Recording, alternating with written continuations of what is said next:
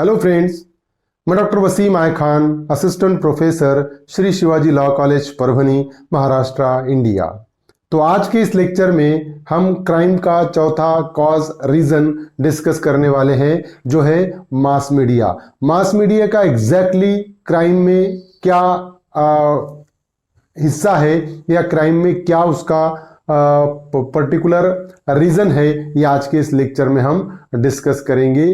तो चलिए स्टार्ट करते हैं टॉपिक को।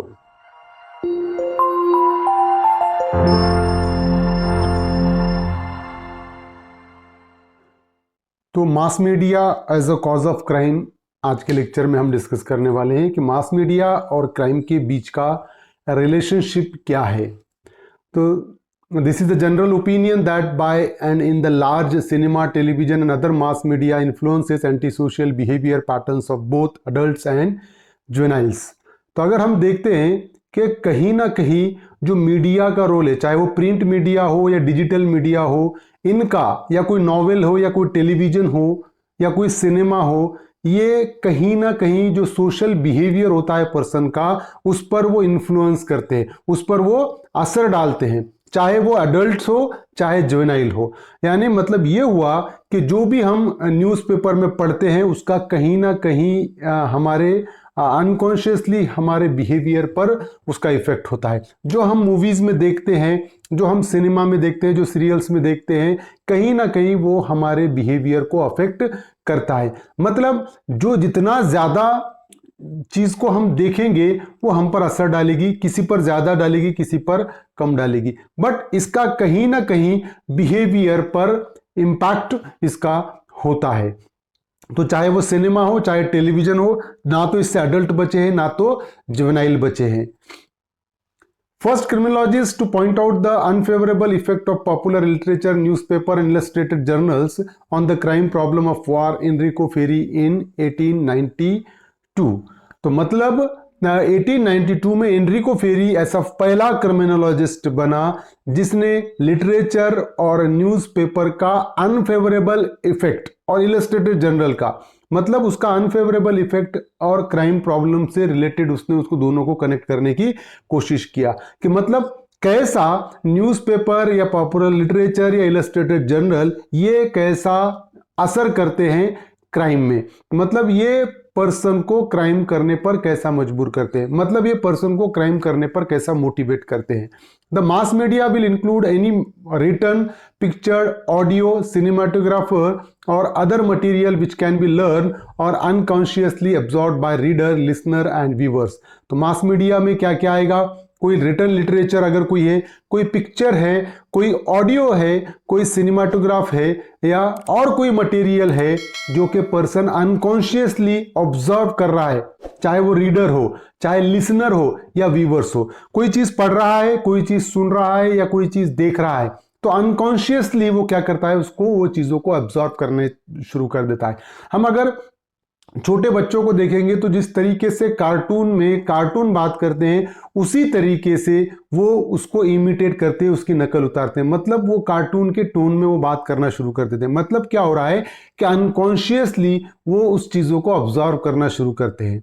तो उसी तरीके से अगर अडल्ट भी है तो वो जितना ज़्यादा जो चीज़ों को देखेगा उसको वो अनकॉन्शियसली ऑब्जर्व करेगा। मतलब नो डाउट हमको वही चीज़ों में मज़ा आएगा देखने में जिसमें हमारा इंटरेस्ट है, और वो अनकॉन्शियसली हम उसको ऑब्जर्व करते जाएंगे।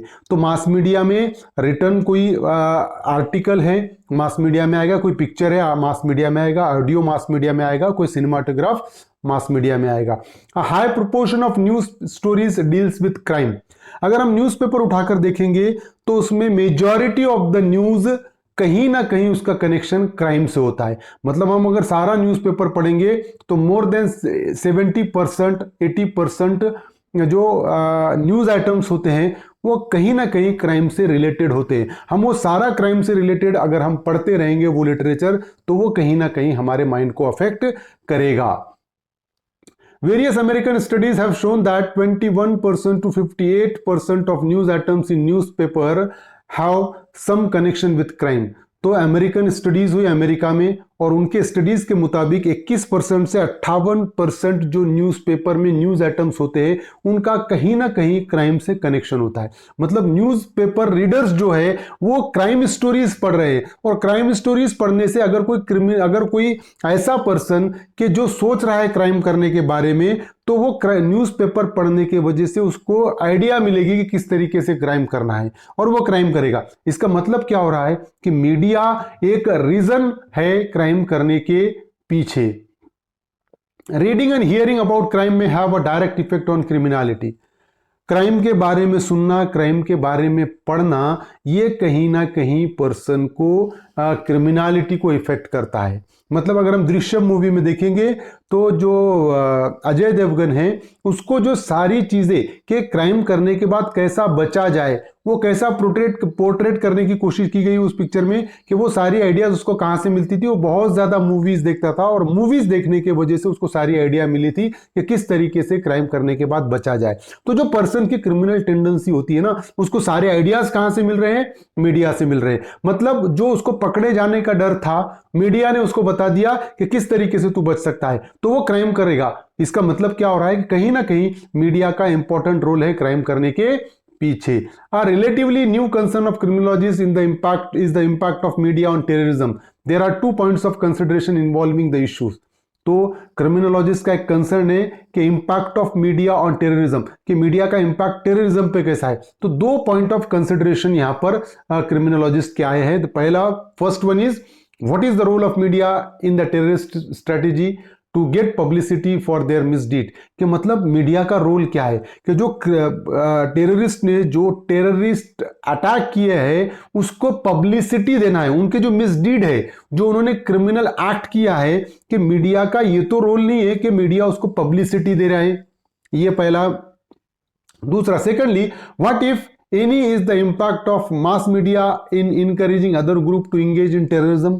तो दूसरा point of view of criminologist ऐसा है कि जो मीडिया का जो इंपैक्ट है, कि मीडिया जिस तरीके से टेररिस्ट एक्टिविटीज को कवर करता है वो कहीं ना कहीं जो दूसरे ग्रुप है उनको इनकरेज तो नहीं कर रहा है वो टेररिस्ट एक्ट करने के लिए। मतलब हम देखते हैं कि कोई टेररिस्ट अटैक होता है तो 8 दिन 10 दिन कंटिन्यूअसली 24 आवर्स उस टेररिस्ट एक्टिविटीज को कवर किया जाता है।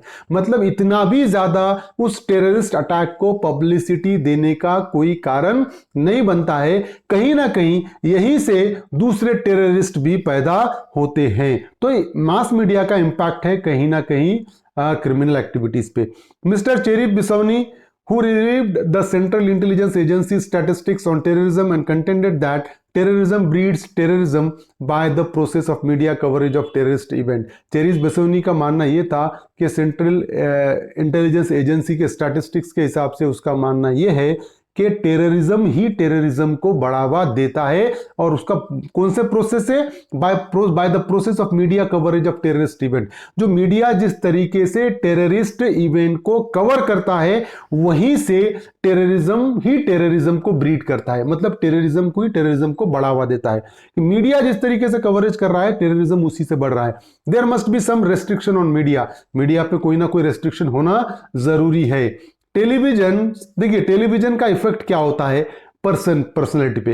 एक एग्जांपल है, Norman Smith of Florida watched a TV programme called the sniper which was about a man with psychopathic hatred of women। एक नॉर्मन स्मिथ नाम का फ्लोरिडा में पर्सन था, उसने एक टेलीविजन पे प्रोग्राम देखा जिसका नाम था स्नाइपर।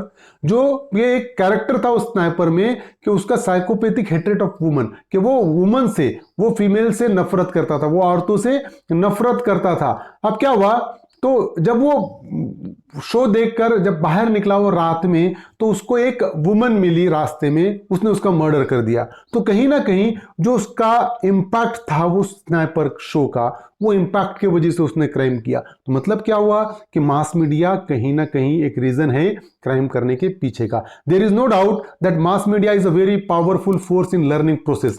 मास मीडिया लर्निंग प्रोसेस का एक बहुत ही पावरफुल सोर्स है कि बहुत सारी चीजें हम मीडिया से सीखते हैं। आज सोशल मीडिया का दौर है और सोशल मीडिया पे बहुत सारी अच्छी चीजों के साथ साथ बहुत सारी बुरी चीजें भी है। तो अच्छे लोग अच्छी चीज़ सीखेंगे, बुरे लोग बुरी चीज़ सीखेंगे। तो इसीलिए मास मीडिया कहीं ना कहीं एक रीज़न है क्राइम करने के पीछे। It transmit various kinds of ideas, symbols, messages and point of view which may be good और बैड। मास मीडिया में बहुत सारी चीज़ें अच्छी और बुरी भी बताई जाती है, बहुत सारे मैसेजेस जो अच्छे हैं जो बुरे हैं वो सारे दिखाए जाते हैं। मास media is double edge sword, if it can teach good it can also teach bad. Double sword, दो धारी तलवार है मास मीडिया। हम देखते हैं कि यहाँ पर अच्छी चीजें मौजूद हैं, वहां पर बुरी चीजें भी है। कहीं पर हमको एक सबक सिखाया जाता है और कहीं पर आइडियाज मिलते हैं। फॉर एग्जाम्पल एक क्राइम पेट्रोल नाम का शो है, सोनी टेलीविजन पे आता है। वो क्राइम पेट्रोल क्या है, एक लॉ अबाइडिंग सिटीजन जब उसको देखेगा तो वो इस एंगल से देखेगा कि क्रिमिनल कितना भी शातिर क्यों ना हो वो कानून के हाथ से बच नहीं सकता। और क्रिमिनल किस हिसाब से देखेगा उस शो को कि इस पर्टिकुलर क्राइम में क्रिमिनल ने गलती किया था इसलिए वो पकड़ा गया, मुझे अगर क्राइम करना है तो वो गलती नहीं करना है। तो ये दो तरीके के लेसन हमको मास मीडिया से मिलते हैं। The effect of the mass media messages is heaviest upon the childrens because they are greedy viewer of the television which continuously transmit such messages. तो इसका इम्पैक्ट बहुत ज़्यादा बच्चों पर होता है क्योंकि वो बहुत ज़्यादा ग्रीडी व्यूअर होते हैं, बहुत ज़्यादा टेलीविज़न देखते हैं और वो कंटिन्यूअसली मैसेजेस को रिसीव करते रहते हैं। तो इसीलिए कि जब कभी भी चिल्ड्रन अगर टेलीविज़न पे प्रोग्राम देख रहे हैं तो उनके साथ पेरेंट्स का होना ज़रूरी है कि वो टेलीविज़न पर क्या देख रहे हैं, क्योंकि वो जो देखेंगे वो मैसेजेस को वो रिसीव करेंगे। अगर वो बुरा देखेंगे तो डेफिनेटली वो बुरा काम करेंगे और अगर अच्छा देखेंगे तो हो सकता है कि वो अच्छा काम करें। American studies reveal that children between 2 to 5 watch television 27.8 hours each week. The children aged between 6 to 11 for 24.3. तो अमेरिकन में स्टडी हुई कि जो बच्चों की एज 2 से 5 साल के बीच में है 27 से 28 घंटे वो हर हफ्ते टीवी देखते हैं और जो चिल्ड्रन की एज 6 to 11 ईयर से 24.3 घंटे वो टीवी देखते हैं। तो 7×21 3.5 घंटे और उधर 4 घंटे। मतलब क्या हुआ कि 4 घंटे टीवी बच्चे एक दिन में देख रहे हैं, तो वो क्या देख रहे हैं उससे बहुत ज़्यादा फर्क पड़ता है। तो कहीं ना कहीं हमने ये कोशिश की है कि मास मीडिया और क्राइम के बीच में रिलेशन है, कहीं ना कहीं मास मीडिया एक रीज़न है क्राइम करने के पीछे का। तो इस तरीके से हमने mass media as a cause of crime conclude किया। उम्मीद करता हूं कि आपको समझ में आया होगा और समझ में आया तो मेरे चैनल को सब्सक्राइब कीजिए और इस लेक्चर को ज़्यादा से ज़्यादा स्टूडेंट तक शेयर कीजिए। Thank you very much.